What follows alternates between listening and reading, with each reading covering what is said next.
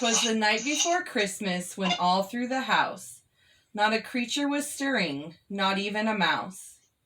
The stockings were hung by the chimney with care, in hopes that St. Nicholas would soon be there.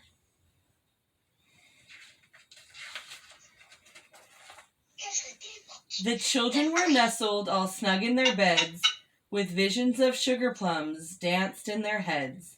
And Mama in her kerchief and I in my cap had just settled down for a long winter's nap. When out on the lawn there arose such a clatter, I sprang from my bed to see what was the matter. Away to the window I flew like a flash, tore open the shutters and threw up the sash.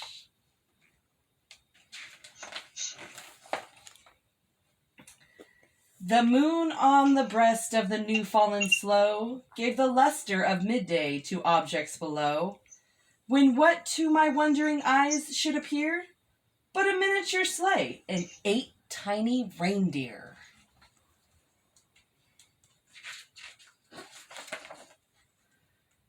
With a little old driver so lively and quick, I knew in a moment it must be St. Nick. More rapid than eagles, his coursers they came, and he whistled and shouted and called them by name.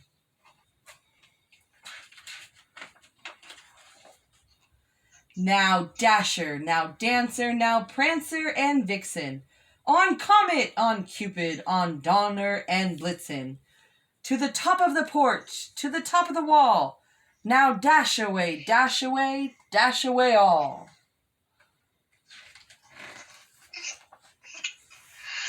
As dry leaves that before the wild hurricane fly, when they met with an obstacle, mount to the sky, so up to the housetop the coursers they flew, with the sleigh full of toys, and St. Nicholas too. And then in a twinkling I heard on the roof the prancing and pawing of each little hoof. As I drew in my head and was turning around, down the chimney St. Nicholas came down with a bound. He was dressed in all fur from his head to his foot, and his clothes were all tarnished with ashes and soot. A bundle of toys he flung on his back, and he looked like a peddler just opening his pack. His eyes how they twinkled, his dimples how merry, his cheeks were like roses, his nose like a cherry. His droll little mouth was drawn up like a bow, and the beard of his chin was as white as the snow.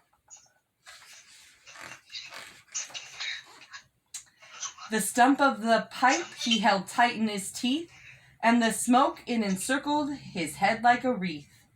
He had a broad face and a little round belly that shook when he laughed like a bowl of jelly. He was chubby and plump, a right jolly old elf, and I laughed when I saw him, in spite of myself. A wink of his eye and a twist of his head soon gave me to know I had nothing to dread.